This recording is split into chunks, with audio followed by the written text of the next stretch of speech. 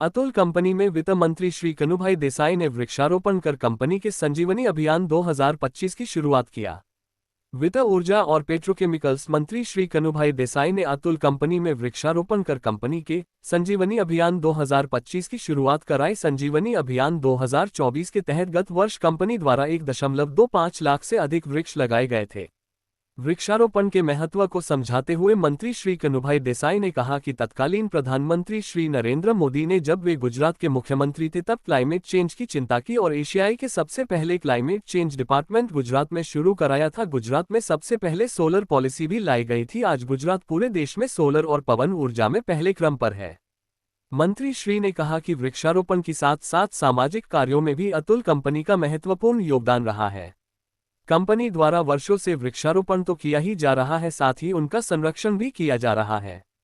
कार्यक्रम में वलसाड के विधायक श्री भरतभाई पटेल और अतुल कंपनी के मैनेजिंग डायरेक्टर सुनील लाल ने भी अपने विचार व्यक्त किए। वलसाड सामाजिक वानिकी विभाग के उप वन संरक्षक श्री रोहितार चौधरी, वलसाड नगर पालिका के पूर्व अध्यक्ष सोनलबेन सोलंकी और वलसाड उद्योग संघ के अध्यक्ष सतीश पाटिल भी उपस्थित थे।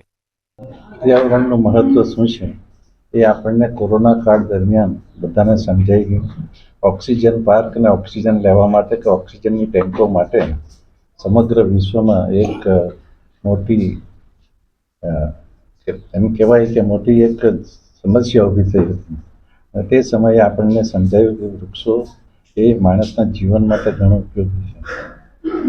વલસાડ ખાતે આવેલી અતુલ કંપની વર્ષોથી એની સ્થાપના 1951માં થઈ ત્યારથી પર્યાવરણ માટે અને વૃક્ષારોપણ માટે અનેક પ્રયત્નો કર્યા છે અને સમગ્ર વિસ્તારને લીલોછમ બનાવ્યો છે। ત્યારે એમણે આ મુહિમને આગળ વધારતા પોતાના સપ્લાયરો, પોતાના ડિસ્ટ્રીબ્યુટરો અને પોતાના એમ્પ્લોયીઓને પણ પ્રોત્સાહન આપીને લગભગ ગયે વર્ષે 1,14,000 જેટલા વૃક્ષો રોપીને એક અનોખું ઉદાહરણ પૂરું પાડ્યું હતું અને આ વર્ષે એ યોજના એમણે આગળ ચલાવી છે અને આજે એનો શુભારંભ કરવામાં આવ્યો।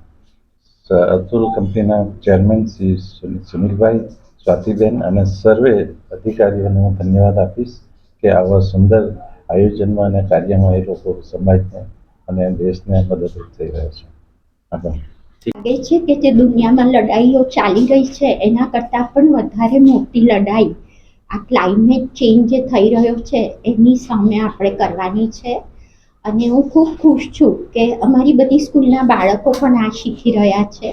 અતુલ વિદ્યાલય, અતુલ વિદ્યા મંદિર, GMDC દ્વારા જે છોટાઉદેપુરમાં સ્કૂલ ચાલી રહી છે એ બધા જ બાળકો પણ ખૂબ નાની ઉંમરથી આ શીખી રહ્યા છે કે વૃક્ષો કેટલા ઇમ્પોર્ટન્ટ છે। અતુલ ફાઉન્ડેશનની આખી ટીમ જેને અનુરાગભાઈ લીડ કરે છે આમાં એ બહુ જ સરસ કામ કરી રહી છે અને લાસ્ટ યર બી જે આપણે 1,25,000 વૃક્ષો વાવ્યા, આ વર્ષે ભલે જેટલા પણ વવાય પણ એનું પ્રોપરલી જતન થાય એ બહુ જરૂરી છે। એટલે આ વર્ષે અમારો આખો ભાર એના ઉપર છે કે આપણે એકવાર વાવી દઈએ પણ એનું પ્રોપરલી જતન કરીએ। Thank you.